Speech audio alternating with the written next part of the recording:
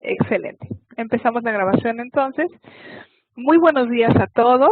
Mi nombre es Caterina Gallardo. Soy doctora en educación, trabajo en el Tecnológico de Monterrey. He tenido la fortuna de ser profesora de John Mario, quien me invitó a dar esta conferencia y a quien estoy muy agradecida. Me siento muy honrada de estar esta mañana con ustedes, aunque sea de manera virtual. ¿Cuál es el propósito de esta conferencia? Es hablar sobre lo que implica la evaluación en el modelo educativo basado en competencias. Sin embargo, los años de experiencia me han dicho, y aparte, ¿verdad?, de toda la revisión de literatura e investigaciones, que abordar el tema de esa forma a veces no es tan efectivo. ¿Por qué? Hay mucha literatura sobre la importancia de entender el cambio desde, desde el paradigma, desde el cambio de paradigma. Si lo entendemos desde ahí, nos hace mucho más sentido lo que a nivel práctico en el aula tenemos que hacer. ¿Ok? Entonces, por eso decidí titular esta conferencia como la evolución de la evaluación del aprendizaje de un paradigma positivista, que es pues desde el paradigma que nos hemos estado manejando por muchísimos años en educación, a uno explicativo que es donde se aloja el modelo educativo basado en competencias. Me está pidiendo John que haga la presentación más grande. ¿Es correcto, John? La tengo en modo presentación, pero ahorita veo, a ver, ahí está bien. ¿John? ¿Sí? Muy bien.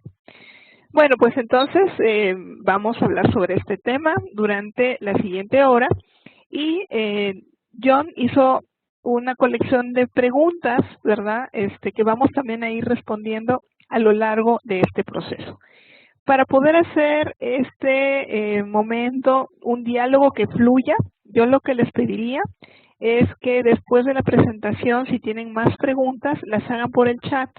De esa forma, pues podemos interactuar y también cuidar que la grabación pues tenga el mejor sonido posible. ¿Les parece?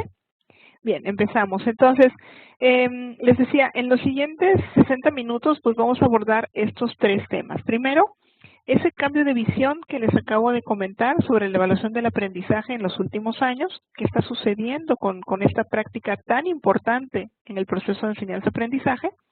Luego vamos a abordar, y ese es el corazón de esta charla, justamente esas herramientas, esos conceptos, ¿verdad?, para trabajar mejor en esta nueva visión que exige el modelo educativo basado en competencias.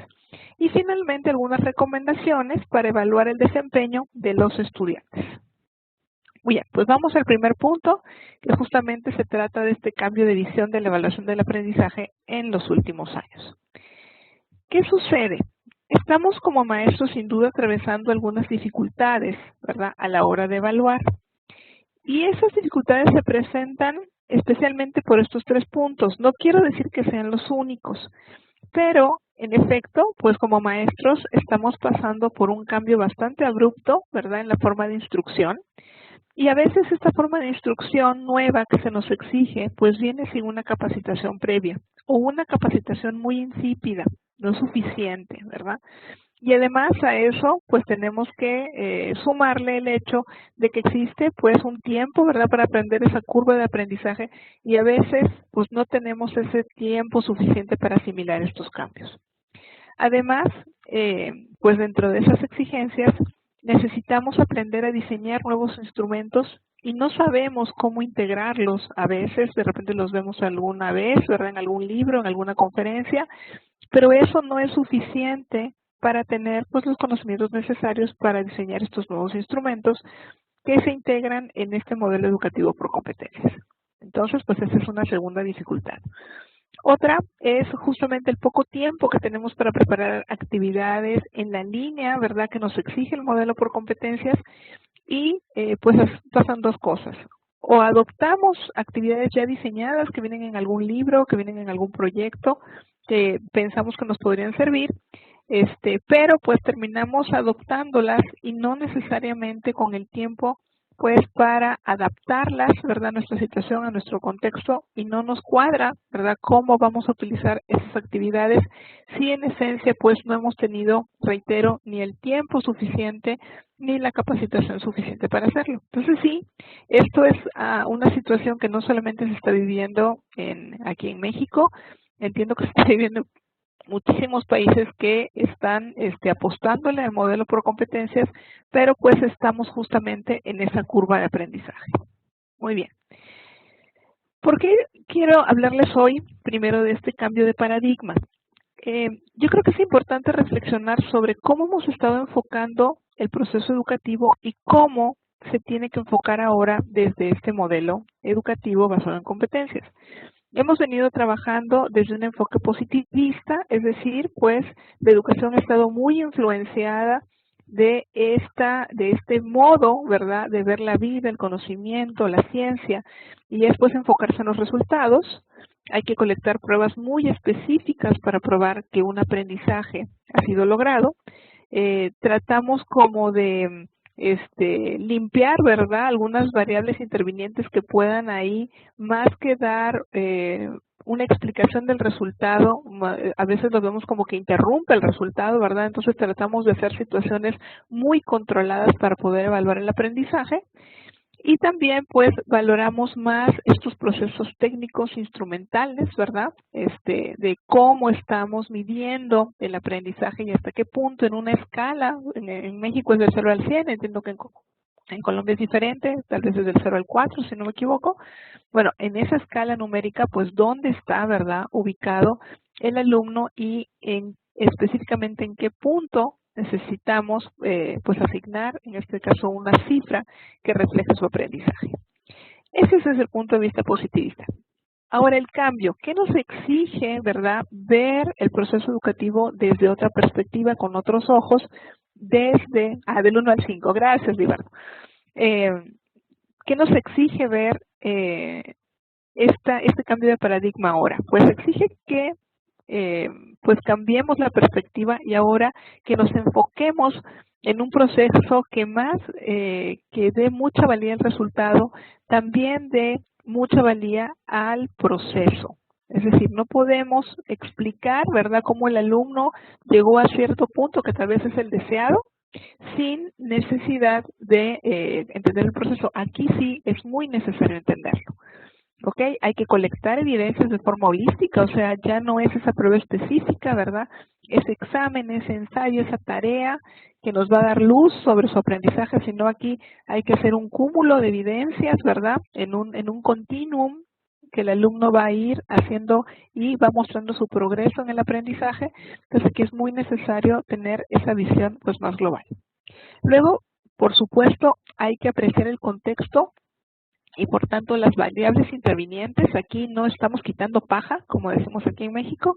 Aquí sí, en efecto, pues vamos a tener que ver el todo, entenderlo con sus características contextuales, sociales, etcétera, para poder darle un significado y un entendimiento a ese aprendizaje y sobre todo a su significado en el contexto.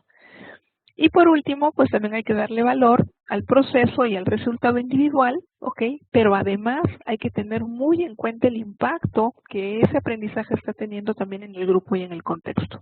No nos podemos solamente quedar con el aprendiz, ¿verdad?, solito, que está demostrando un aprendizaje, sino hay que entender cómo eso está impactando en su contexto y en los demás. Bueno, se dice fácil, ¿verdad? Pero justamente es por eso que me gusta empezar con esta explicación para luego entender entonces qué nuevas decisiones tenemos que tomar en el proceso de evaluación. Bien, me gustaría preguntarles por el chat nada más. ¿Vamos bien? ¿Se está entendiendo bien? ¿No voy muy rápido? Muy bien. Gracias. Entonces, las implicaciones justamente de este modelo educativo, ¿ok?, es entender entonces esta distinción. Es decir, hemos venido trabajando muchos años por una educación basada en objetivos de aprendizaje. Pues en efecto, en el marco de esta educación basada en objetivos, hemos trabajado muchos años con metas disciplinarias muy específicas, ¿verdad? Hemos dado resultados, hemos mostrado esos resultados de aprendizaje a través de mecanismos que favorecen el estudio del contenido específicamente. Le hemos dado mucho valor al contenido. Hemos sido propensos mucho a trabajar en una segmentación temática muy estructurada, ¿ok? Y le hemos dado pues bastante valor a este aprendizaje individual. De hecho, pues esa es la forma en que hemos medido el aprendizaje del alumno por muchísimos años. ¿Qué se nos está pidiendo ahora en el cambio a la educación basada en competencias, verdad? Estamos viendo metas holísticas, es decir, no es una meta ya solamente disciplinar de una sola disciplina, estamos viendo un conjunto de disciplinas que se pueden tener o conjugar en un proyecto, ¿verdad? En una tarea integradora. Luego, la parte del desempeño, ¿verdad? Que siempre se ha juzgado a través de mecanismos que favorecen tanto el estudio del contenido como la formación de una postura, de una toma de decisiones y una resolución de problemas. Es decir, aquí estos mecanismos de evaluación que vamos a tomar en el modelo educativo basado en competencias, pues justamente tienen que llevar al alumno no solamente a demostrar un aprendizaje, sino también a que pueda, ¿verdad?, evidenciar cuál es, cómo toma decisiones, cómo resuelve problemas. Por eso es el proceso, no solamente el resultado. Vemos, a diferencia del anterior, que aquí sí hay una integración temática, justamente porque pues estos marcos de desempeño, donde vamos a ver cómo el alumno pues vuelca, ¿verdad?, transfiere todos esos conocimientos, cómo toma decisiones, cómo crea, cómo resuelve problemas, etcétera. Y finalmente, pues también vamos a integrar no solamente en nuestras retroalimentaciones y nuestros juicios, un juicio sobre el aprendizaje individual, pues sino también vamos a tener que tomar en cuenta, por supuesto, el grupal. Entonces, pues aquí hay un esquema que creo que nos va ya a llevar más concretamente a qué nos referimos con todos estos cambios, ¿no? Entonces, venimos de una evaluación por objetivos muy centrada en contenidos. No sé si están viendo aquí mi cursor. Nada más díganme, por favor, porque como no estoy con ustedes ahí presente, no tengo apuntador, pero necesito usar mi mouse. Muy bien, muchas gracias. Entonces, pues aquí tenemos una comparativa, si quieren un poquito más aterrizada, ¿ok? De qué estamos hablando entonces en estas diferencias. ¿A qué nos ha llevado este cambio de paradigma de prácticas y de enfoque? Bueno, pues nos ha llevado de pasar de una evaluación centrada en contenidos a una evaluación centrada en desempeño. ¿Y eso qué es? O finalmente, pues, ¿cómo se operacionaliza en el aula, no?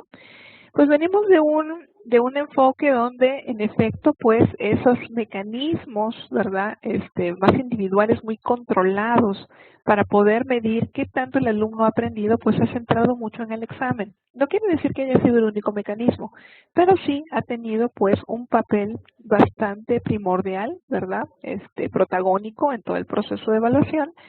Y podríamos afirmar que pues el examen ha sido el mecanismo por excelencia, ¿verdad?, que hemos utilizado a lo largo de muchos años para medir el aprendizaje.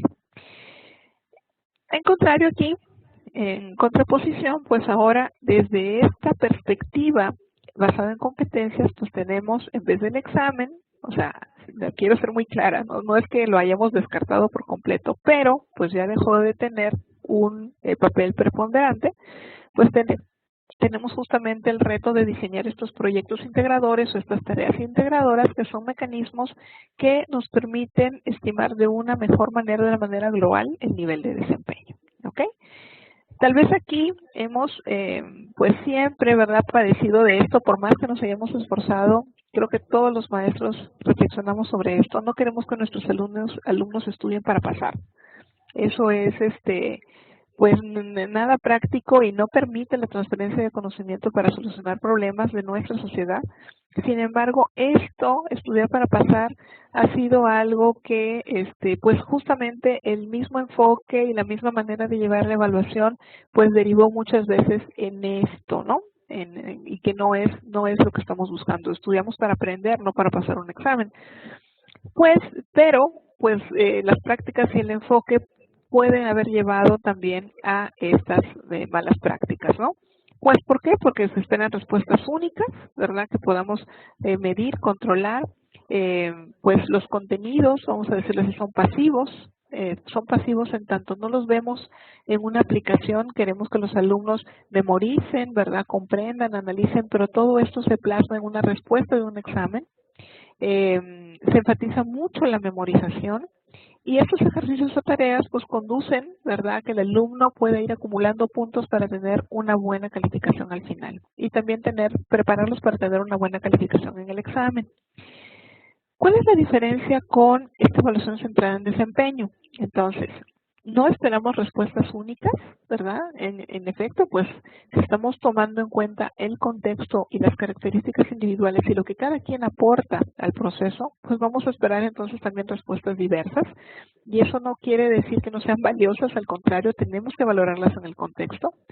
Más que la memorización, aquí sí, pues exigimos, ¿verdad?, que para que estos procesos de aprendizaje realmente se vuelvan significativos, pues son complejos y exigen procesos de pensamiento pues mucho más altos, ¿verdad? O sea, no estamos hablando solamente de la recuperación, como lo dice Marzano, o del conocimiento, como lo dice Bloom. Aquí vamos a trabajar con ellos en procesos mentales mucho más complejos, que son la comprensión, el análisis y la utilización del conocimiento. Aquí los contenidos, decíamos, pues están pasivos, ¿verdad? Queremos ver ese manejo de contenidos en un examen. Aquí los contenidos están activos. ¿Por qué? Porque justamente los alumnos lo que van a hacer en estas tareas complejas, integradoras, pues van a activarlos, los van a tomar y los van a utilizar para poder hacer algún tipo, ¿verdad?, de producto, de proceso, inclusive algún servicio, ¿verdad? Y justamente esto de los contenidos activos está muy vinculado a que puedan comprender, analizar y utilizar el conocimiento para resolver una situación o responder a alguna necesidad. Entonces, a diferencia de los ejercicios y las tareas, estos proyectos integradores conducen a preparar la mente para lograr procesos de pensamiento mucho más elevados y requeridos para responder a las necesidades del contexto. Bien, ¿hasta aquí vamos bien? ¿Ok? ¿Sí? Jorge, José, muy bien, gracias. Muy bien, gracias. De verdad que me encantaría estar allá con ustedes, ¿verdad? Viéndolos, me gusta mucho hacerlos participar, pero bueno, esta es una modalidad un poco diferente. Espero que pronto, ¿verdad?, pueda darme una vueltita por ahí y saludarlos. Bueno, todo esto ¿qué nos lleva?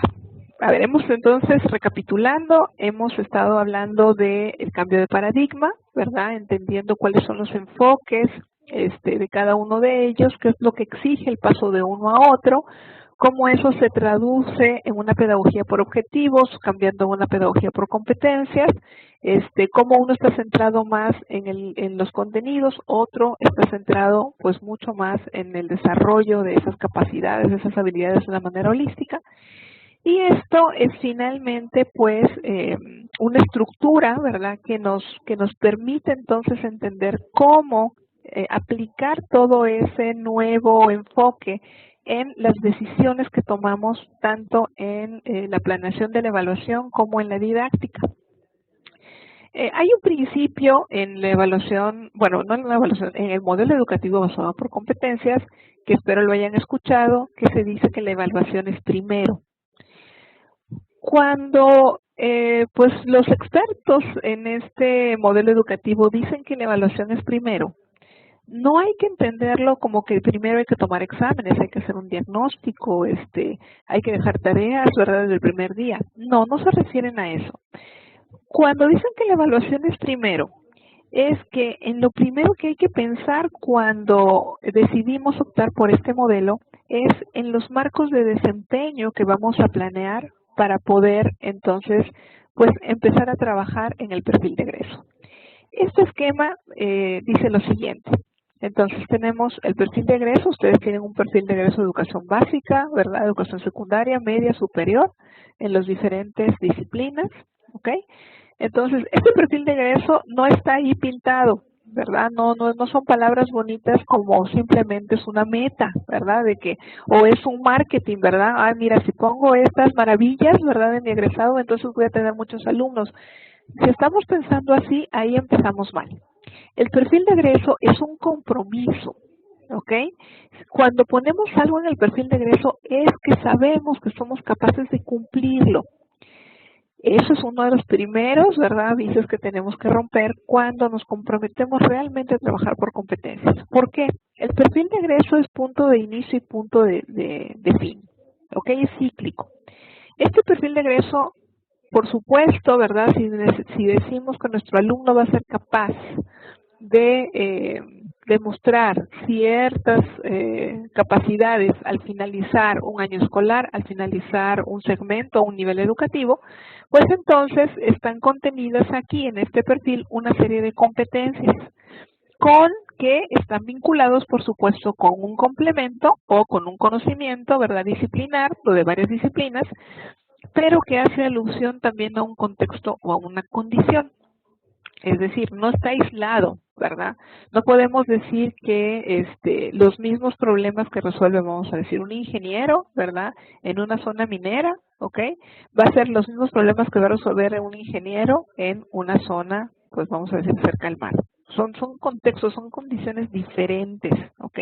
Y esto es lo que se tiene que expresar, o lo que está expresado generalmente en las competencias tanto disciplinares, ¿verdad?, como transversales en los perfiles de egreso. Bien, entonces, pues el perfil de egreso sirve como un compromiso, como una meta educativa. De esos perfiles emanan competencias, ¿verdad?, expresadas de esta forma, vinculadas a un contenido, pero también a un contexto y una condición.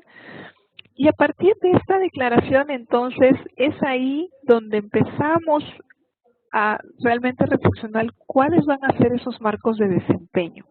A ver, y esto es algo que pues muchas veces lo dejamos al último, cuando tiene que ser primero. Es decir, si yo quiero que mi alumno de sexto grado, ¿ok?, vamos a decir de sexto grado de primaria, al final sea capaz de expresar de manera correcta, de manera oral y escrita, ¿verdad?, sus ideas, y comenzar como a tener una postura, ¿verdad?, crítica, ética, sobre algún tema en específico, digo, al nivel de los niños, ¿verdad?, que van terminando educación básica, pues entonces, ¿verdad?, desde un inicio tengo que ver cuáles van a ser estos grandes marcos, ¿verdad?, de desempeño, donde yo voy a ver a mi alumno haciendo todo eso que dije que podía hacer. ¿Ok? Entonces, pues de repente aquí vamos a planear, entonces, proyectos, ¿verdad?, donde puedan ellos empezar o demostrar esas capacidades. Pero esta decisión de qué tipos de marcos de desempeño voy a planear para ver a ese alumno haciendo uso de su lenguaje escrito, un lenguaje oral, donde expresa un pensamiento crítico, por muy sencillo que este sea, no lo voy a dejar al último. Tengo que empezar a ver, ¿verdad?, cuáles van a ser esos marcos de desempeño y cómo voy a hacer esa evaluación de desempeño. Es decir, qué criterios, ¿verdad?, se desprenden y qué estándares de todas estas competencias, pero a la vez que estos marcos sean suficientemente fuertes, robustos, que me permitan hacer esa evaluación. Si lo dejamos para el último, pues caemos otra vez en el paradigma anterior, ¿verdad? O sea, quiero que desarrolle una serie de cosas, pero bueno, después ya de manera muy puntual voy a ver cómo me lo va a demostrar. No, aquí por eso reitero, la evaluación es primero. Hay que empezar a entender esos marcos de desempeño posibles que nos van a permitir, pues, validar, ¿verdad?, corroborar si este perfil de egreso, pues, se desarrolla o no. Por supuesto, ya cuando esto está pues visualizado, entonces empezamos ya a disgregar estos elementos de competencia o estos estándares, ¿verdad? Empezamos entonces a ver a lo largo de la primaria, pues cómo vamos a ir poco a poco llevando este alumno de la mano a que al final de esta educación básica pues me pueda demostrar lo que yo aquí dije. Okay. Bueno, y puse el ejemplo tal vez un poco muy orientado a las habilidades verbales, pues también tenemos que verlo con base en las habilidades matemáticas, en fin, y todas esas habilidades que queremos que nuestros alumnos de educación básica desarrollen. Esto, pues ya empezamos entonces a ligarlo, ¿verdad?, con el currículum, con esos segmentos. Nosotros aquí en México les decimos materias, ¿verdad? Algunos son unidades de aprendizaje, cursos, bueno, no sé, ustedes también tendrán una denominación para estos segmentos. Ajá. Muy bien. Y dentro de estas materias, entonces, pues van a haber, ¿verdad?, actividades integradoras, mucho, de repente amplias, ¿verdad? Que puedan reunir 2 o 3 materias a la vez. También tendrán activadoras integradoras micro, donde nada más de repente hagan alusión a una materia, pero en fin. Y actividades pues que vayan reforzando el ejercicio de ciertos contenidos y el desarrollo de ciertas habilidades. Entonces, no es sencillo, es decir, si se dan cuenta, todo este proceso no se resuelve con un examen, ¿ok? Tiene que ser pues una planeación a largo plazo donde se visualicen estos grados marcos de desempeño y a la vez en forma de escalera, ¿verdad? Paulatina, pues se vaya viendo cómo desde las materias y sus actividades se va contribuyendo a que al final este perfil de egreso sea una realidad y no simplemente pues lindas intenciones, ¿no? Entonces, bueno, todo eso es lo que tenemos que trabajar, no es sencillo, pero pues muchos autores que escriben de países que ya están implementando estos modelos de una manera mucho más formal y seria, pues reportan, ¿verdad?, pues muchas satisfacciones en los procesos de aprendizaje de los estudiantes. Muy bien, vamos al punto 2 y creo que aquí nos vamos a tardar un poquito más. Yo les pido, como les digo a mis alumnos también de la maestría, respiren, ¿verdad? Tomen aire, porque lo que vamos a ver ahorita es un marco conceptual para entender qué hacemos cuando vemos una competencia plasmada, ¿verdad?, en un libro o cuando revisamos los planes de estudio y nos damos cuenta que una competencia es demasiado amplia, ¿verdad?, abarca demasiado y nosotros pensamos, ¿qué vamos a hacer desde nuestros cursos? Es decir, yo doy matemáticas, ¿cómo voy a contribuir a que todo eso suceda? O se espera que todo eso que está ahí plasmado en la competencia yo lo haga desde mi curso y con las pocas horas que tengo. Esas son las angustias que pues emergen con todo este proceso de cambio, ¿no? Entonces aquí John me mandó una pregunta y me di la libertad de poner en negritas, ¿verdad?, lo que vamos a resaltar a través de esta segunda parte de la conferencia. Me pregunta, ¿cómo se puede aplicar la temática de la nueva taxonomía, que es lo que les voy a explicar ahorita, al sistema de evaluación, ¿verdad? Aquí hay un decreto pues nacional donde se exige un proceso de evaluación, ya que hoy en día lo que hace es que se redacta o se copia un indicador de desempeño y a ese mismo indicador se le asigna una calificación según si el estudiante lo trabaja, lo medio trabaja o lo poco trabaja, ¿verdad? Entonces, bueno, aquí vemos justamente esa conjunción, ¿verdad?, de los dos paradigmas de todavía la necesidad de asignar una calificación, pero también la necesidad de empezar entonces a trabajar de una forma diferente, porque las competencias, lo estamos viendo, exigen formas diferentes de evaluación. Entonces, como les decía, la evaluación es primero, sí, la evaluación es primero. A partir de todo lo que les comenté en el punto 1, pues hay que empezar a aprender a planear de atrás para adelante, ¿verdad? Como el cangrejo, es decir, que se necesita, ¿verdad? Entonces, tener muy definidos esos marcos de desempeño, donde vamos a trabajar con los alumnos, donde esperamos que los alumnos demuestren, ¿verdad?, todos esos conocimientos, pero también actitudes y valores. Nosotros como maestros tenemos que estar muy, muy atentos y creo que esa es una de las tareas más retadoras. Tenemos que entender todos lo mismo cuando hablamos de ciertos criterios para valorar el desempeño de los estudiantes, ¿verdad? Si hablamos de comprensión, que todo el mundo entienda que es comprensión de la misma manera. Si hablamos de análisis, que todo el mundo entienda qué es análisis y que lo comprende, ¿ok? Ese tipo de consensos es lo que nos puede ahorita otorgar esta taxonomía que les voy a explicar. También hay que definir los alcances de los proyectos integradores, ¿verdad?, de manera colegiada, es decir, que si vamos a aplicar un proyecto todos juntos, que sepamos cuáles son los alcances, que yo no espere cosas diferentes de mi alumno, ¿verdad?, que mi profesor, que mi colega aquí de al lado. Es decir, definitivamente este modelo nos exige mucho trabajo colegiado. Y por supuesto, pues, definir las actividades. Así es, José Agustín. Hay que partir de pues un mismo concepto y tener las mismas expectativas. De otra manera, pues, podríamos ahí tener diferencias que después no vamos a poder conciliar. ¿Ok? Pues entonces el gran reto, profesoras, profesores, es justamente la interpretación de las competencias. Les voy a poner un ejercicio, ¿ok? Si ustedes estaban muy sentaditos y muy cómodos, ¿verdad? Haciendo otras cosas o están en el Facebook, no, ahora nos vamos a concentrar aquí. Les pido que se tomen un minuto para leer e interpretar esta competencia. Esta competencia la obtuve de un plan de estudios, no es una competencia que yo me inventé, está declarada, ¿verdad?, en Internet, pública, de manera pública para todo mundo, y es una competencia disciplinar, o sea, que tiene que ver con matemáticas, ¿ok? ¿Qué es lo que dice esta competencia? Dice, al final del periodo escolar, el estudiante, dice, argumenta la solución obtenida de un problema con métodos numéricos, gráficos, analíticos o variaciones mediante el lenguaje verbal, matemático y el uso de tecnologías de la información y la comunicación. Se los voy a dejar ahí un minuto para que ustedes, si quieren, tomen nota o nada más apunten las partes más importantes. Pero el reto de la interpretación ahorita va a ser que ustedes, ¿verdad? Calladitos, como decimos aquí, calladitos se ven más bonitos, ¿ok? Ustedes ahorita piensen en esta competencia y la tarea es, como dice el título, interprétenla, pero interprétenla a la luz de lo que exige. Sabemos lo que le exige el alumno, pero ¿qué le exige al maestro? ¿Cómo va a preparar el maestro a este alumno para que llegue a ese nivel? ¿Cuál es el verbo aquí?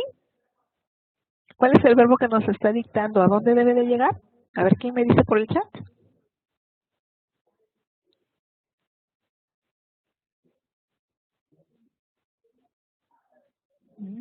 ¿Enmudeció el estadio? Así es. Muy bien, José Agustín.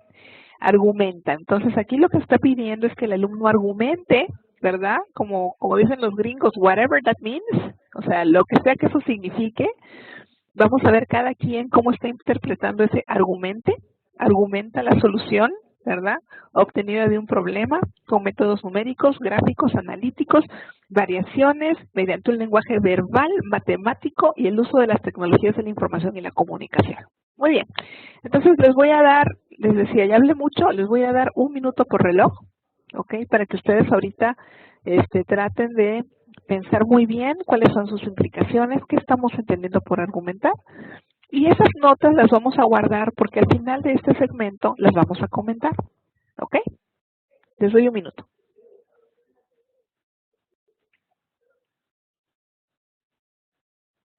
José Agustín, no les hagas la tarea, ¿eh?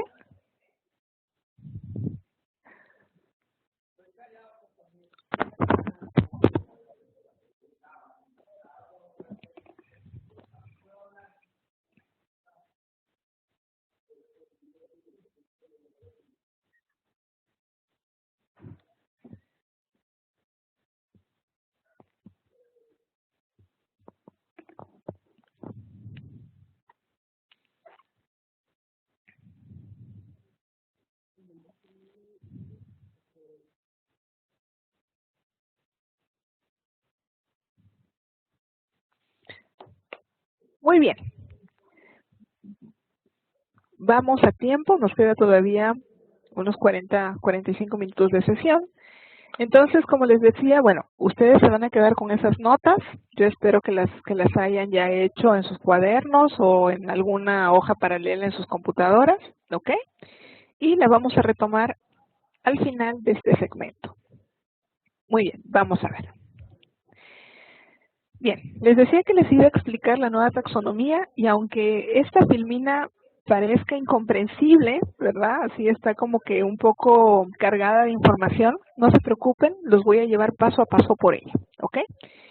En efecto es una tarea compleja explicarles toda esta nueva taxonomía que me lleva a mis alumnos de maestría a explicárselos en un semestre, ¿verdad? Ahí yo no me dejará mentir.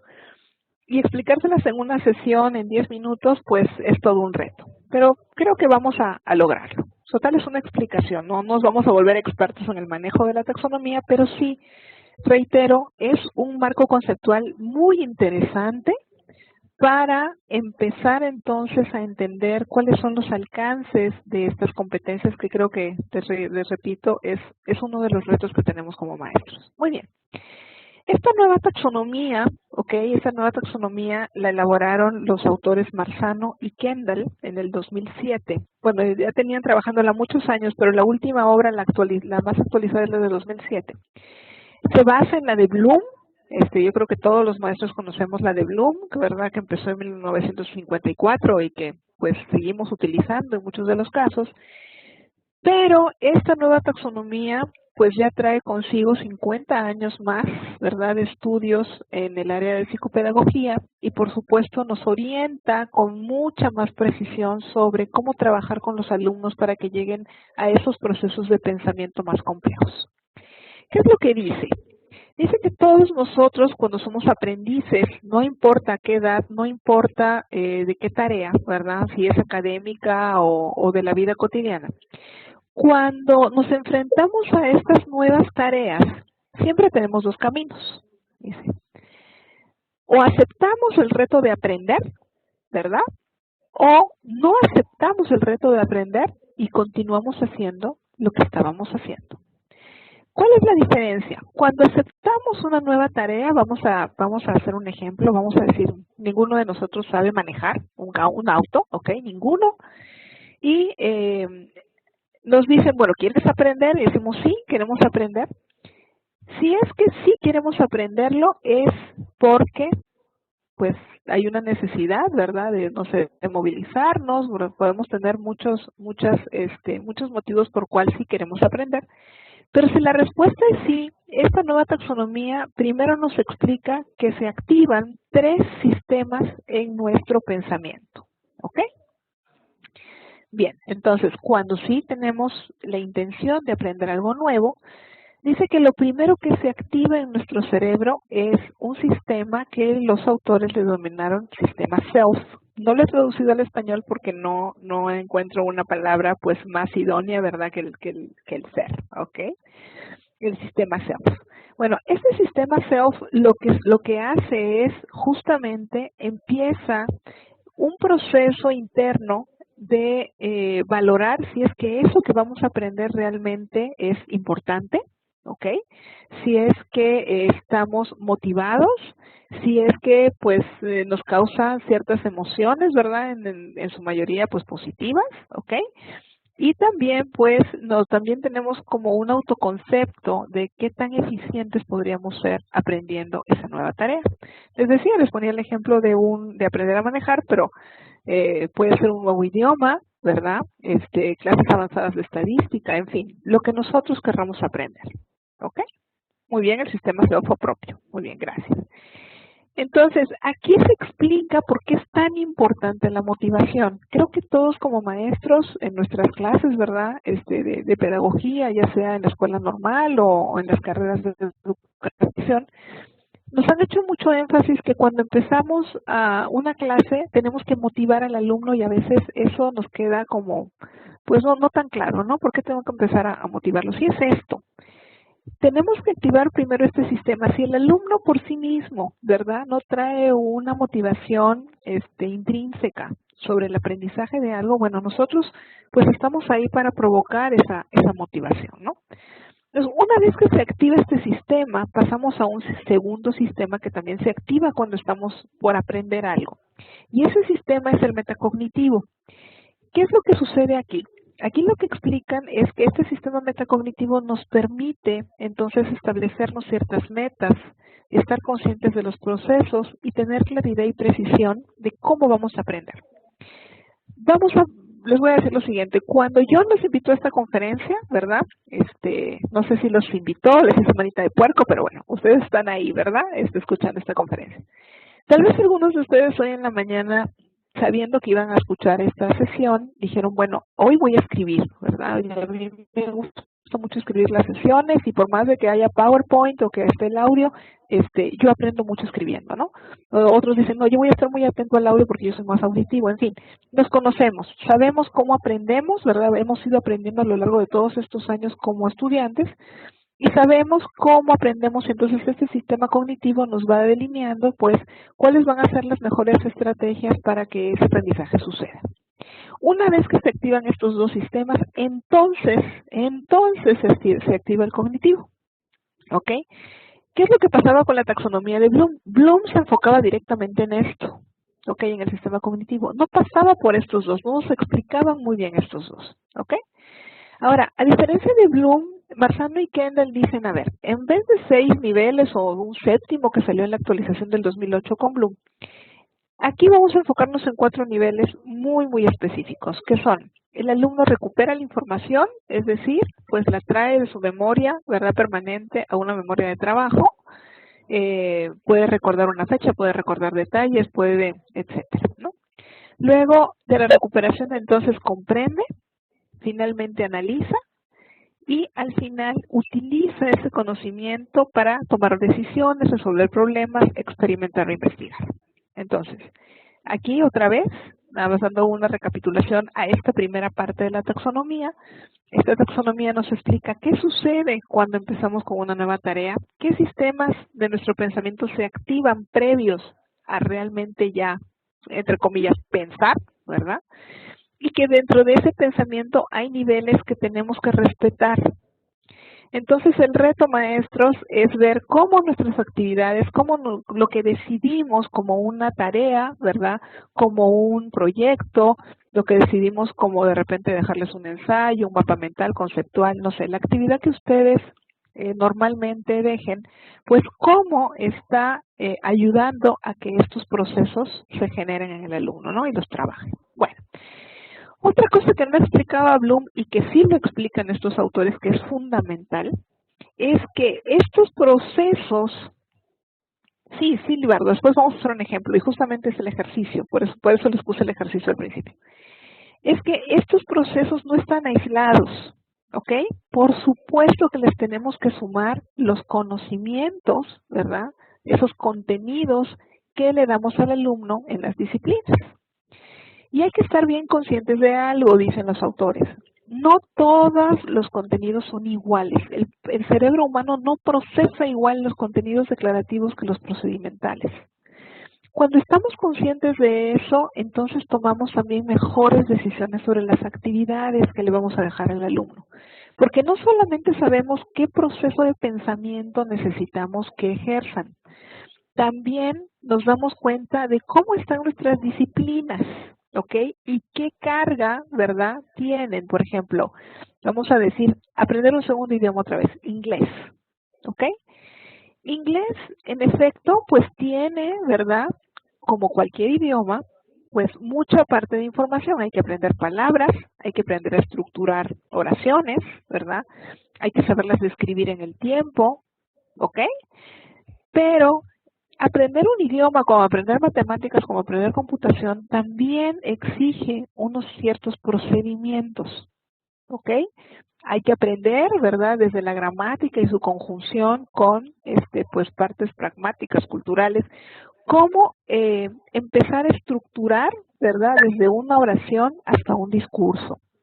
Entonces, esa conjunción de información, ¿verdad?, de aprender palabras, poder leer oraciones, hacer secuencias, generalizar, hacer principios, que esto es causa-efecto y correlación. Por supuesto también se ven, ¿verdad?, enriquecidas con los procedimientos mentales que esa disciplina exige. Entonces, cada disciplina, reitero, tiene, ¿verdad?, de estos dos, y aquí en esta psicomotora, pues por supuesto, viene también pues una parte muy importante de todo lo que son deportes, educación física, ¿verdad?, pero también todo lo que es manual técnico, ¿ok?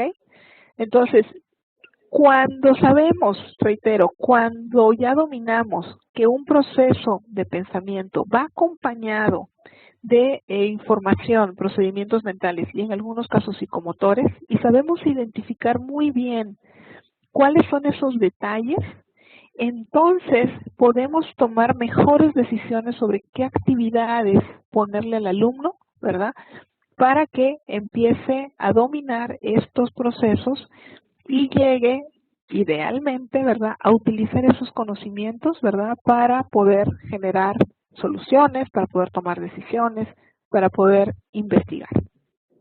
Les reitero, no es El estudio de esta taxonomía nos lleva en la maestría un semestre, no es algo sencillo, que se los puedo dar en 10 minutos, pero creo que esta visión holística pues les puede hacer mucho sentido en tanto comprendemos cómo nuestro sistema reacciona ante una nueva tarea, ¿verdad?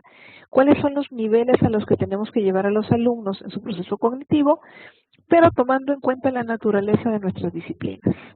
¿Ok? Bien, vamos a pasar al siguiente.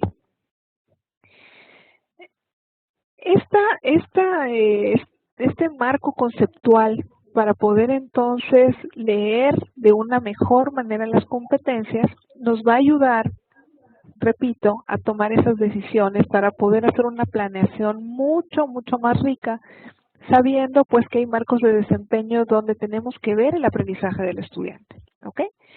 Una segunda pregunta que John me mandó es la siguiente. Dice, ¿cuáles ejemplos nos podrían ilustrar, que muestren mejor la práctica de este tipo de evaluación? ¿Con qué instrumentos, con qué estrategias podríamos entonces trabajar los niveles de pensamiento a partir de la nueva taxonomía? Entonces, ahora sí, pues vamos a tomar otra vez nuestros apuntes, ¿verdad? Del ejercicio que hicimos aquí. Perdón, me voy a ir otra vez a este ejercicio. ¿Ok? Y vamos a ver, ahora quiero que corroboren con sus apuntes este comentario que les voy a hacer a continuación.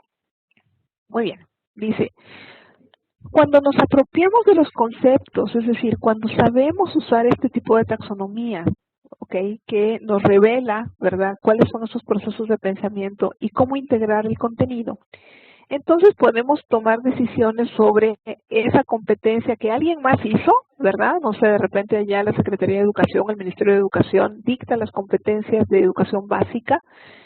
Vamos a partir del caso hipotético que esta competencia de aquí, que les acabo de mostrar, ¿verdad?, la hizo alguna gran autoridad allá de su Ministerio de Educación. Pues entonces a nosotros nos llega, ¿verdad?, como maestros al escritorio y nos dicen, ahora ponte a trabajar con esto. Repito, el reto es cómo la interpretamos y cómo comenzamos a tomar decisiones para evaluar el desempeño del alumno cuando es una competencia que alguien más hizo y está esperando algo de mí. Está esperando algo, quién sabe, ¿verdad? Está esperando algo y yo tengo que tomar cartas en el asunto. Entonces, cuando conjugamos ese reto con esta herramienta conceptual de la taxonomía, entonces podemos empezar de manera individual y colegiada, pues, a tomar decisiones. Decíamos hace un momento, es muy importante el diálogo, llegar a consensos, tener las mismas expectativas. Una manera de hacerlo es usando esta taxonomía. ¿Ok? Entonces, por ejemplo, aquí yo aquí la fragmenté y la competencia dice, argumenta la solución obtenida a un problema. ¿Ok? Con una serie de elementos, dice, con métodos numéricos, gráficos, analíticos o variaciones, mediante un lenguaje verbal, matemático y el uso de tecnologías. ¿Qué me está queriendo decir esto? Primero, ese argumenta, y por ahí creo que fueron José y Paola, ¿verdad? Comenzaron a decir, bueno, argumenta para mí es, ¿ok? Si no me equivoco, y por ahí lo debo tener en el chat, empezaron a decir, o a ver si me lo pueden repetir José y Paola, ahí lo ponen en el chat. ¿Cómo interpretaron argumenta? Expone, ¿ok? ¿Qué más? Demuestra, ¿ok? Muy bien. Bueno, entonces cada uno de ustedes ya la justifica. Excelente. Gracias, José. Entonces, cada uno de ustedes tiene pues una interpretación de ese famoso argumento. Vamos a decir, esta competencia es de nivel básico, ¿ok? Rebatir, muy bien. Y entonces, el consenso de maestros, ¿verdad?, de matemáticas, porque acuérdense que esta competencia viene del área de matemáticas, dice, a ver, nuestros alumnos están terminando la educación básica, esto es una competencia de 6º grado de primaria, del último año de primaria, y la verdad argumenta se puede interpretar de muchas formas. Nos lo acaban de demostrar aquí José y Paola, ¿ok? Pero que pueda argumentar un alumno con los conocimientos de matemáticas que tiene una solución, ¿ok? No es que vaya a demostrarlo, no va a ser todo un análisis matemático para demostrar, ¿verdad?, que algo es correcto, no. Lo que va a hacer el alumno es aplicar, ¿verdad?, una serie de fórmulas, las va a graficar, ¿verdad?, de repente usando por ahí algunos diagramas, ¿verdad?, de barras, de pastel, no sé, histogramas, qué sé yo. Luego lo va a exponer, ¿ok? O sea, va a verbalizar todo ese proceso que hizo y además le estamos pidiendo que use TIC, ¿ok? Entonces, ese argumentar realmente aterrizado a un sexto grado de primaria, pues los maestros dijeron, ¿saben una cosa? Lo que nos están pidiendo aquí realmente es que el alumno pueda explicar. Cuando nos vamos a lo que exige el explicar algo, es pues justamente apropiarse de las ideas principales y secundarias, ¿verdad? Que forman un concepto y entonces poderlas expresar de manera verbal o de manera oral. Si sabemos eso, explicar cae en el proceso cognitivo de comprensión, según la nueva taxonomía, y entonces los maestros se ponen de acuerdo y dicen, ok, lo que el ministerio, ¿verdad? O las personas que hicieron con muy buena intención esta competencia que dice argumentar, realmente lo que nosotros aquí como maestros estamos tomando la decisión es que lo que necesitamos y lo que esperamos es que el alumno explique, ¿ok? Así es. Entonces, si está en blanco y negro eso, y todos los maestros que conforman el claustro de matemáticas están de acuerdo con eso, entonces se pueden tomar mejores decisiones. Es decir, ¿en qué marco, verdad, van a permitir que los alumnos pues demuestren todo este proceso de explicación? Bueno, pues ya harán, verdad, no sé si tal vez un proyecto a nivel escolar o a nivel solamente de los grupos, ¿verdad?, de sexto de primaria, en fin, eso ya los deciden los maestros, pero lo importante es darles la oportunidad a los alumnos que expliquen, ¿ok? Y esto, ¿verdad?, cuando ya lo vemos a la luz de la nueva taxonomía, decimos, ok, ¿qué tipo de información van a usar los alumnos? Me voy a otra vez hacia atrás. Es decir, ya sabemos que quieren la comprensión, ¿ok? Pero ahora nos vamos aquí, a la parte de dominio de conocimiento. ¿Qué es lo que los alumnos van a trabajar? Pues matemáticas cae más aquí en procedimientos mentales y lo que los alumnos van a trabajar pues son una serie de reglas simples, algoritmos y tácticas y macroprocedimientos. Bueno, les digo que esto es una explicación mucho más profunda, pero en este caso, al ser algo tan complejo, pues los alumnos van a trabajar en estos 4 tipos, ¿verdad?, de manejo de la información, en este caso de matemáticas. Y para terminar, la verdad, con broche de oro, pues no solamente es matemáticas. Además me están pidiendo que trabaje en conjunto con tecnologías de la información. ¿A quién creen que voy a involucrar en el proyecto? ¿El maestro de matemáticas podrá trabajar solo? Así es, áreas integradas, exactamente, tecnología. Ok, entonces pues, lengua también castellana para la parte de expresión. Entonces, creo que ahora cobra más sentido esta filmina, ¿verdad? Es decir, si yo lo que quiero es que mi alumno pueda echar mano de una serie de herramientas para poder explicar, ¿verdad?, ejercicios matemáticos que los lleven a soluciones y que de muchas maneras lo explique, no solamente, ¿verdad?, me está exigiendo que sepa aplicar una fórmula, no, me está pidiendo que comprenda, ¿verdad?, y que por lo tanto explique una solución usando diferentes herramientas. Entonces, tengo que diseñar muy bien este marco de desempeño para que todos estos elementos y todos estos recursos fluyan, ¿verdad? Estén bien organizados para que esto, ¿verdad?, se pueda dar con varias disciplinas y que entonces podamos decir con satisfacción, en efecto, en el perfil de egreso dice que mi alumno va a ser capaz de explicar desde un punto de vista matemático, ¿verdad?, tal o cual fenómeno, y entonces, pues, esa es nuestra contribución, no solamente desde las matemáticas, sino también, como bien dijeron, desde el español y desde la informática, que son en este caso disciplinas de apoyo para que eso suceda.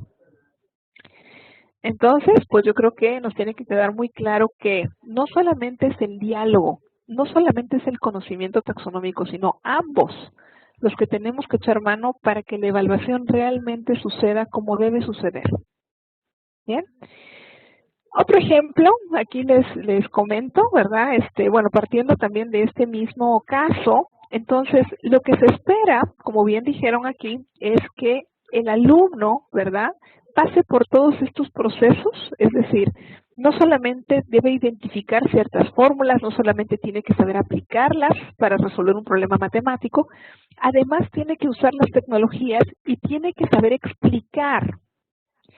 Entonces, pues, tengo que hacer una actividad integradora, ¿verdad?, que me permita ver el desempeño del alumno en todo esto. Necesito hacer también actividades previas donde vaya, pues, tomándole el pulso, ¿verdad?, a cómo van integrando todos estos conocimientos. Y tengo que planear también actividades, ¿verdad?, que me permitan ir ejercitando cada uno de estos procesos. Entonces, la evaluación, otra vez, es primero, ¿por qué? Porque tenemos que tener esta base, tenemos que tener esta idea global de qué es lo que tengo que hacer, para luego empezar a decidir hacia adentro, pues, cómo voy a ir fortaleciendo las actividades para que esto al final suceda. Bien. Finalmente, algunas recomendaciones para evaluar el desempeño de los estudiantes. Vuelvo a decirlo, es importante entonces empezar por el perfil de egreso. Reitero, no está pintado, ¿verdad? No es algo que alguien con buenas intenciones hizo. Tienen que ser metas pues ambiciosas, pero a la vez factibles, y tenemos que saber cómo llegar a ellas. Eso es lo más importante. Entonces tenemos competencias de tipo disciplinar, tenemos competencias transversales, ¿verdad? Ese pensamiento crítico, esa capacidad de comunicación, ese trabajo en equipo y etcétera, ¿no? Pero también tenemos la ubicación, ¿verdad?, de esas materias o de esos cursos o esos módulos a lo largo de un plan de estudios. Tenemos esos tres elementos. Entonces, otra vez, tenemos que estar muy claros en esos marcos de desempeño que pueden ser muy complejos, pueden participar muchas disciplinas, ¿ok?, si así lo amerita. Y a partir de eso, entonces, comenzar a trabajar en esos estándares que permitirán evaluar qué tanto el alumno demostró el desempeño esperado según, pues, el nivel en que se encuentra en su trayectoria académica, ¿ok? Y para eso, ¿verdad?, para justamente trabajar de una manera multidisciplinaria, pues necesitamos planear una serie de ejercicios. Ahí está nuestro querido amigo el examen, ¿verdad?, que no lo hemos descartado, pero que empieza a ser parte de todo un sistema de evaluación. No es el único, no es el protagonista, pero es parte de, ¿ok? Y por supuesto también, pues, pedirle a los alumnos cuando su nivel educativo ya lo permita, pues trabajar tal vez en soluciones, en servicios, en productos, ¿verdad? Pero también, otra vez, muy acotados a su nivel educativo, ¿ok? Y, pues, por supuesto, una calificación ya no es suficiente. Tiene que haber todo un proceso de retroalimentación, ¿verdad?, que esa es la parte cualitativa que le va a orientar al estudiante a saber dónde está y a dónde queremos llegar con todo este proceso de enseñanza-aprendizaje. Otra pregunta que me hizo John es, ¿cuál tipo de evaluación sería más pertinente utilizar en los niveles de preescolar, básica y media, que privilegie el uso de la nueva taxonomía? Bien, también es una pregunta compleja, ¿verdad?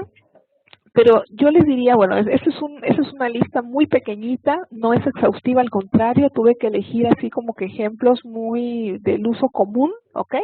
Que quede muy claro, es una lista larga de cosas que podemos hacer, pero lo más importante, maestros, es que conectemos todo esto, es decir, no son cosas aisladas, tenemos que conectar muy bien. Si yo lo que quiero es que mi alumno trabaje en un proceso mental específico, entonces tengo que saber qué tipo de actividad favorece ese proceso. Yo siempre les pregunto a mis alumnos, bueno, ¿cuándo decides dejar un mapa mental y cuándo decides dejar un mapa conceptual? ¿Verdad? ¿Cuál es la diferencia entre uno y otro? ¿Qué va a favorecer uno y el otro? Entonces, cuando llegamos a ese proceso de pensamiento y de reflexión para tomar decisiones sobre cómo evaluar, es muy importante entonces, primero partir de qué tipo de proceso voy a trabajar con mis alumnos. Si van a trabajar un proceso de recuperación, entonces es muy importante, ¿verdad?, que pues hagamos resúmenes, cuadros sinópticos, son cosas muy puntuales, de detalles de información.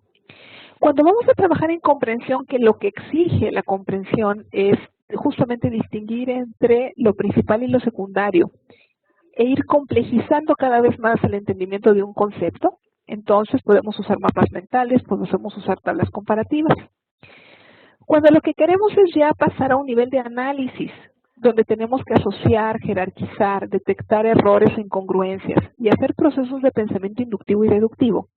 Entonces necesitamos también que las tareas sean aliadas, ¿verdad? Esas actividades que nos permitan trabajar eso. Entonces, por ejemplo, para asociación podemos trabajar con diagramas de Venn, ¿ok? Para procesos de pensamiento inductivo y deductivo podemos trabajar ensayos argumentativos, pero les digo, la lista es larga, no se queden nada más con que estos son las únicas tareas. Lo tuve que hacer así por el tiempo, pero es una larga lista de productos que podemos pedirles a los estudiantes o actividades. Y cuando vamos a utilizar el conocimiento, es decir, cuando ya queremos que el alumno transfiera, ¿verdad?, todo eso hacia la aplicación de ese conocimiento en alguna situación en específico o para resolver algo en específico, pues entonces echamos mano de los proyectos, ¿verdad?, o plantearles algún problema que requiera creación de soluciones.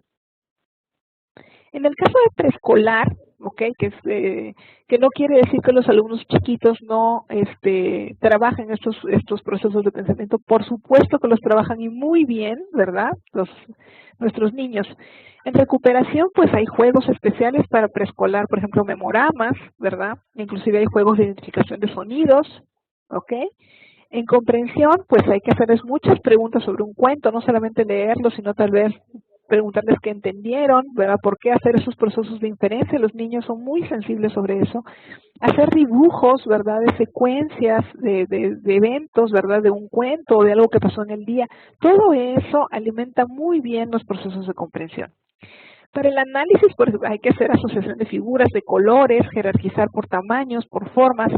Todo eso lo enseñó Piaget pues hace muchos años y aquí pues nos estamos encontrando más sentido de qué procesos de pensamiento estamos favoreciendo con estas actividades. Y para usar el conocimiento con nuestros niñitos de preescolar, pues por supuesto podemos hacer proyectos en nuestras áreas de juego, ¿verdad?, de representación. Son muy creativos los niños, pueden hacer pequeñas, ¿verdad?, soluciones o hacer pequeños proyectos. Pueden identificar entre ellos mismos problemas que se presenten en el aula y darles soluciones propias. Pues esos son algunos ejemplos. Les digo que esto es muy sucinto. Cada tema es todo un tratado, ¿verdad? Otras dos preguntas que me hizo John, y con eso ya terminamos esta plática, es ¿qué modelos pedagógicos son más pertinentes para poner en práctica la evaluación por competencias y más específicamente si se requiere implementar a través de la nueva taxonomía? ¿Y cuál sería el procedimiento para pasar de un modelo de evaluación que privilegie niveles de competencia mínimos a niveles de competencia superiores? Bien, esa es la respuesta que le tengo a John, ¿verdad? O al maestro que haya hecho esta interesante pregunta. Es decir, cuando nosotros planeamos por competencias, reitero, tenemos que llevarlos de la mano a los alumnos. No quiere decir que ya el alumno, ¿verdad?, por arte de magia va a llegar aquí, ¿verdad?, porque así lo exige el plan o el perfil, y quién sabe cómo, ¿verdad?, pero lo vamos a llevar hasta acá. No, el quién sabe cómo aquí no cabe. Necesitamos conocer muy bien cuáles son estos procesos, ¿verdad?, que de manera escalonada tenemos que ir llevando al alumno a que ejercite muy bien todos estos procesos de pensamiento acompañados con la disciplina, ¿ok?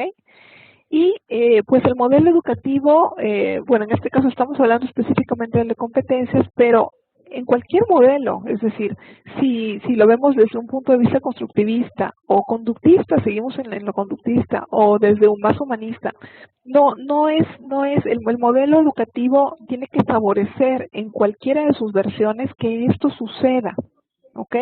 Que llevemos, ¿verdad?, de una manera pues fuerte al alumno a estos procesos. ¿Qué sucede cuando de pronto estamos, ¿verdad?, el primer día de clases y decimos, no, es que yo quiero que mis alumnos analicen, entonces vamos a empezar con este tipo de ejercicios? Eso es una declaración, ¿verdad?, al fracaso, porque si no estamos conscientes de que estos dos estadios ya se completaron, es muy difícil que un alumno empiece a trabajar pues de una manera directa y el primer día de clases en esto, ¿no? A pesar de que sea pues nuestro mayor anhelo. Hay que hacer procesos de diagnóstico que permitan ver pues si estos niveles ya se completaron para luego poderlos llevar de una manera paulatina a esto, evitando frustraciones. ¿Ok? Pues la frustración es para el alumno y para nosotros, profesores. Un ejemplo de diseño, ¿verdad?, en este tipo de modelo puede ser el siguiente. Este es mi curso, ¿verdad?, de tecnología, se llama Tecnología e Innovación en Educación. Y al planear mi curso, yo ya sé de entrada, ¿verdad?, que esto de aquí que les estoy señalando, este último nivel de análisis, es a donde quiero llevar a los alumnos. Y yo los quiero llevar a un proceso de una tarea integradora que les permita hacer un anteproyecto. ¿Ok? Estamos hablando de alumnos de primer semestre de la maestría. Entonces no quiero ya que hagan su tesis, ¿verdad? Están en el primer semestre, así como que me ubico muy bien y sé que en este punto de la maestría, en el primer semestre, si logran hacer una buena fundamentación, si saben usar la información de una manera eficaz y ética, y si saben expresar sus ideas de manera clara desde un punto de vista científico, yo me doy por bien servida. Entonces, esa es mi expectativa. A partir de aquí, pues planeo en consecuencia hacia adelante. Entonces, esta primera unidad del curso enfatiza mucho el proceso de recuperación de información. Estas dos, ¿verdad?, las trabajo en comprensión para finalmente llevar a los alumnos al proceso de análisis en la cuarta unidad. ¿Ok? Entonces, pues esto es una manera, si quieren, piramidal, en donde empezamos desde la base, ¿verdad?, hacia arriba, también respetando estos procesos de pensamiento. Por último, ¿de qué forma sería más factible una adecuada articulación entre la evaluación que hace la escuela y la que aplican las instituciones externas? Eso también es un problema. Es un problema porque aquí en la escuela, ¿verdad?, nuestra evaluación en el aula es muy rica, ¿verdad? Tenemos que hacer un proceso de planeación, definir los instrumentos para evaluar, tenemos que hacer mejoras en la evaluación y siempre estamos contemplando estas cuatro cosas, ¿verdad? Los conocimientos, las habilidades, pero también están inmersos una serie de actitudes y valores. En contraposición a una evaluación externa que hace una Secretaría de Educación, que hace una institución autónoma de repente, ¿verdad? Así es. Y que lo que se centran, ¿verdad?, en el conocimiento. Es decir, en esos niveles también de pensamiento, ¿verdad?, que los alumnos han alcanzado y que, por lo tanto, pues deben ser capaces de manejar la información a ciertos niveles. ¿Cuál es el problema? El problema a veces es que le damos tanta importancia a esto, ¿ok?, que olvidamos esto.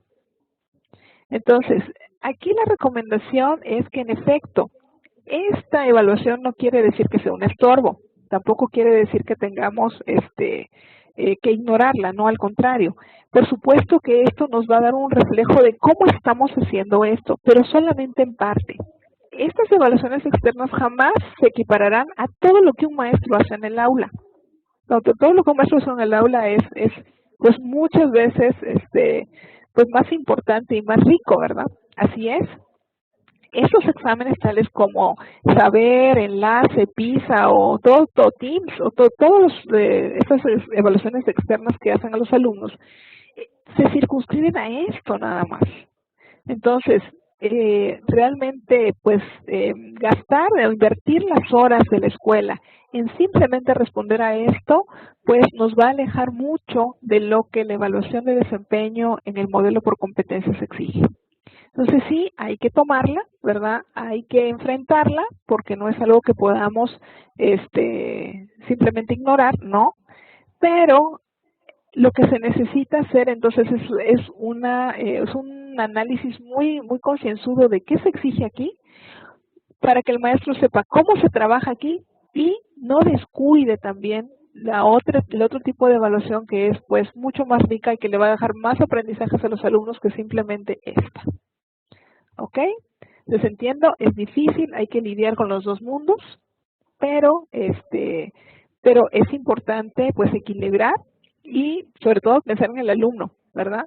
¿Qué implicaciones tiene que solamente nos quedemos aquí versus pues qué implicaciones y qué riqueza le estamos dando al alumno que podamos tener pues todo este tipo de evaluación para ellos? Pues no me queda más que decirles muchas gracias. He trabajado mucho tiempo con alumnos colombianos aquí en la maestría en educación. Hemos tenido inscritos hasta 1000 alumnos colombianos en un semestre. Y pues me da muchísimo gusto seguir teniendo relación con ustedes y espero un día no muy lejano poder visitarlos por allá. Si tienen preguntas, les agradecería que me la hagan por chat. Muchas gracias.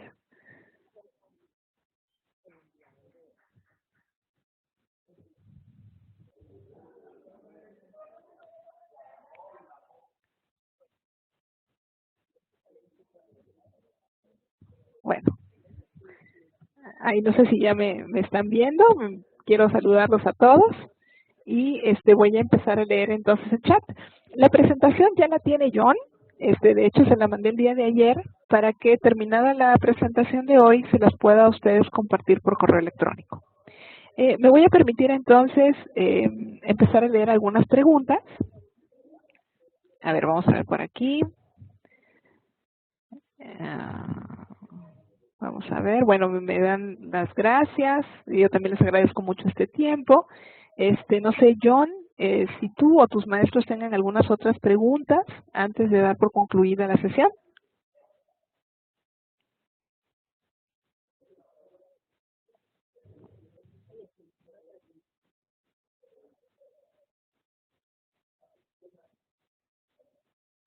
¿No?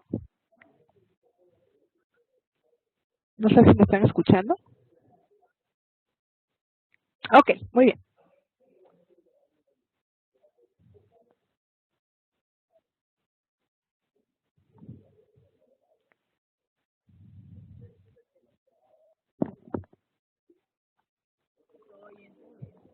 Muy bien. Vamos a empezar por una que me hace Franci. Muchas gracias. Me dice, algunos tips para mejorar el proceso de evaluación en la institución. Bueno, además, Franci, de lo que les acabo de comentar de la importancia, ¿verdad?, de pues prepararse muy bien en tener un lenguaje común, ¿verdad?, todos los maestros, como puede ser la nueva taxonomía. También es muy importante el trabajo colegiado.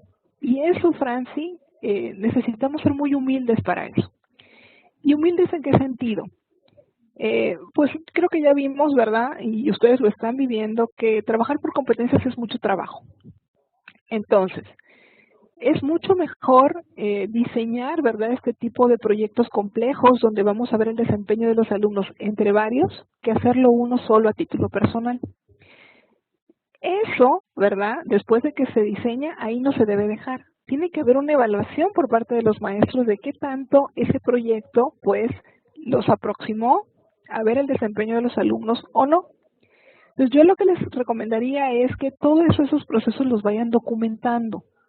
¿Por qué? Porque de repente el siguiente año pueden usar ese mismo proyecto o ese mismo marco de desempeño mejorado, ¿verdad? Y entonces ahí, pues, evitan seguir y seguir invirtiendo horas en planear la evaluación. Entonces, inviértanle muy bien el tiempo una vez y luego empiezan a hacer procesos de mejora. Esa sería una de mis más importantes recomendaciones con respecto al trabajo en evaluación de competencias. Bien, voy a leer a otra. El problema no es atender a las dos evaluaciones, sino que el modelo educativo que nos exige obedece a unas necesidades y a las pruebas externas a otras. Sí, creo que eso ya lo habíamos comentado, José. Sin embargo, no podemos simplemente ignorarlo. Lo que hay que hacer es ver cómo sí, ¿verdad? Aquí en el test siempre decimos, dime cómo sí. Cómo sí conjuntarlos y no afectar realmente la esencia del aprendizaje. Si la escuela va a optar por solamente hacer procesos para obedecer a esas evaluaciones externas y pues salir en primeros lugares solamente trabajando en esa línea, pues no es realmente la solución, porque por otro lado el modelo de competencias nos exige, ¿verdad?, justamente esas demostraciones de desempeño más complejas, más allá de memorizar un contenido. Entonces, hay que ser muy inteligentes, hay que tomar buenas decisiones sobre, pues, cómo justamente integrar esta exigencia del externo, ¿verdad?, trabajándole en la clase sin descuidar el proceso de evaluación que las competencias exigen. No es fácil, o sea, no tenemos una varita mágica para decir de esta manera se hace. Es un trabajo colegiado, es un trabajo conjunto, pero con una buena planeación y un orden, ¿verdad?, en cómo se van a responder a esas dos exigencias, es posible hacerlo. ¿Ok? Dice Diosa, entonces los niveles de desempeño se basan en la escala de recuperación, conversión, análisis. Bueno, sí, vamos a ser muy puntuales ahí, Diosa, gracias por tu pregunta. Todo lo que tenga que ver con procesos de pensamiento se pueden interpretar a la luz de esa taxonomía. Por supuesto, no es la única, ¿ok? El hombre, ¿verdad? Los seres humanos estamos, ¿verdad?, conformados por pues la parte biopsicosocial. Vamos a decir que esta de aquí es la psico, ¿ok? De la parte cognitiva. Por supuesto, también en conjunto tenemos que hacer uso de otras taxonomías. Por ejemplo, una que nos permita valorar la parte emotiva, ¿verdad? De desarrollo afectivo, social. Va a haber otras de repente que necesitemos para valorar la parte psicomotora. Bueno, en el caso de Marzano también tiene una parte psicomotora. Pero es importante otra vez que esta taxonomía, sea esta o cualquier otra que ustedes como escuela, como claustro, ¿verdad?, decidan, sea un lenguaje común que los permita tomar decisiones. Cuando tú y yo, vamos a decir que tú y yo trabajamos juntas, Diosa, hablamos sobre que llevamos a los alumnos un proceso de análisis, tenemos que hablar el mismo idioma, ¿sí? Para que tú no decidas unas cosas y yo otras. Y cuando planeamos algo en conjunto, hablemos de lo mismo. Eso es lo importante. ¿Ok? Bien. Libardo me escribe en inglés. Oh my God. Dice, I think the most crucial aspect here is having in mind the context. What do you think is certainly important? Sí, ajá, sí, así es, Libardo. El contexto es muy importante. Y parto de lo siguiente, en muchas de las lecturas sobre competencias te encontrarás con que en efecto dicen, no es lo mismo, ¿verdad? No va a ser igualmente experto, vamos a decir así, una persona que se ha desarrollado, se ha criado en una cierta región, ¿verdad? Vamos a decir de África, ¿verdad? Y no va a tener ni siquiera las mismas capacidades ni el mismo entendimiento de la vida o de una disciplina que otra persona que se haya desarrollado de repente en América. Es decir, dentro de su contexto, este niño africano en su región, ¿verdad?, va a desarrollar las competencias que su medio le exige. No podemos equipararlas a lo que un niño en zonas urbanas, inclusive en zonas rurales de América Latina, necesita desarrollar. El contexto, por supuesto, es muy importante porque es ahí donde definimos quién es competente y quién no lo es. ¿Ok? El contexto va a definir quién llega a esos niveles, ¿verdad?, de competencia que exige su contexto y no es equiparable a otro contexto, ¿verdad?, muy diferente. Entonces sí, es muy importante tomar en cuenta esas variables. Pues ya vamos terminando con las preguntas.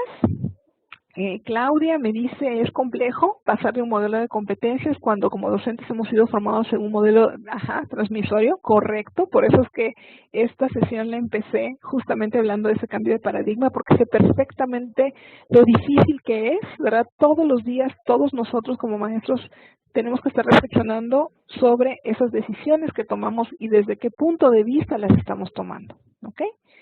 Dice, lo más complejo es alcanzar la interdisciplinaridad, sí, porque exige diálogo, porque exige esa humildad, ¿verdad?, que les comentaba, y pues realmente trabajar en equipo.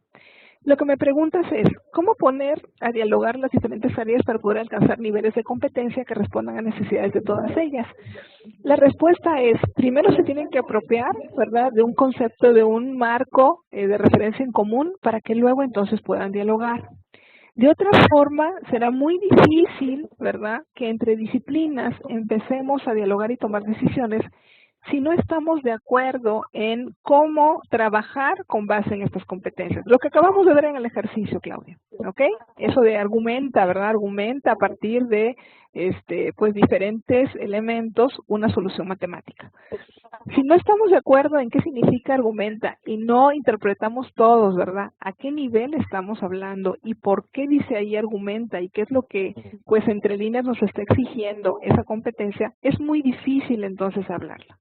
Entonces, yo lo primero que recomiendo es una capacitación, bueno, primero un consenso, ¿verdad?, escolar, donde se determine cuál va a ser el marco de referencia que vamos a tomar, luego de eso una capacitación y entonces luego de eso ya empezar a hacer todo ese proceso en cascada que vimos hoy, desde lo que dicta el perfil de egreso y los retos que tenemos que enfrentar para poder responder y armar un sistema de evaluación muy robusto.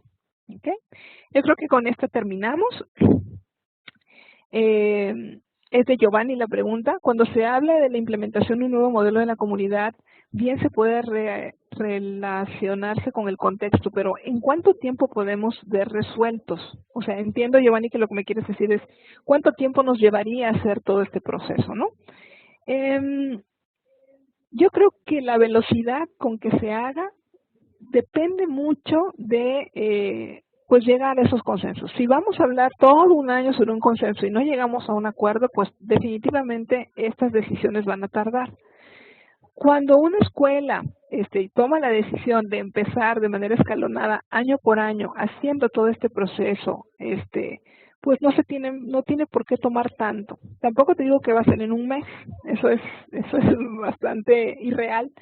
Pero a lo largo de un año escolar, sí se pueden llegar a estas decisiones, se puede llegar a estas primeras capacitaciones y poco a poco ir reflexionando. Pero para reflexionar lo que se necesita, Giovanni, mucho es documentar.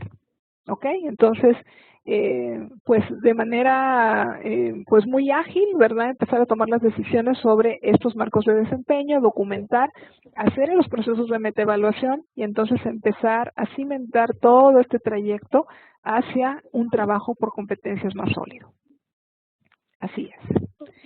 Pues bueno, siendo las 10:02, no me queda más que despedirme de ustedes. Me dio mucho gusto estar esta mañana. No sé, John, si quieras darnos algunas palabras de despedida.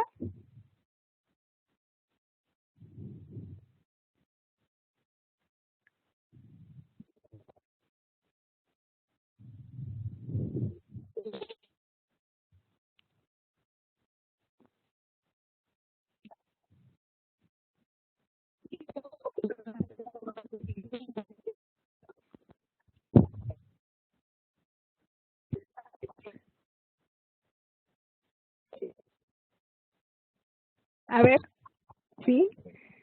Los veo, Mario, y los escucho.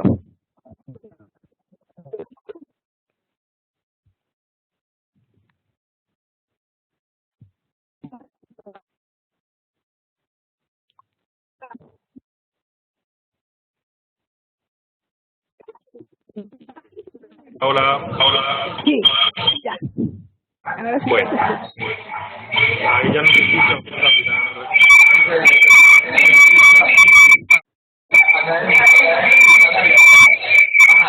Vamos a mirar la cámara. La cámara. Esto aquí.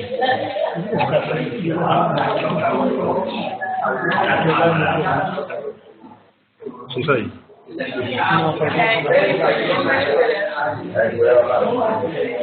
me activo mi cámara, yo me activo la cámara.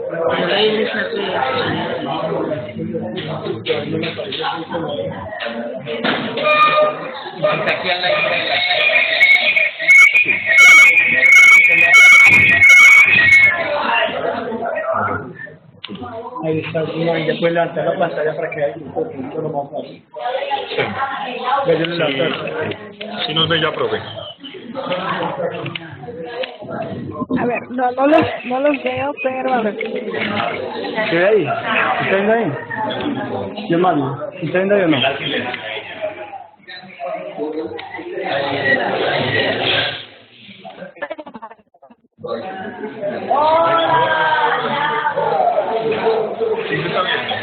Sí, mira, ya la imagen. Sí, gracias. Gracias.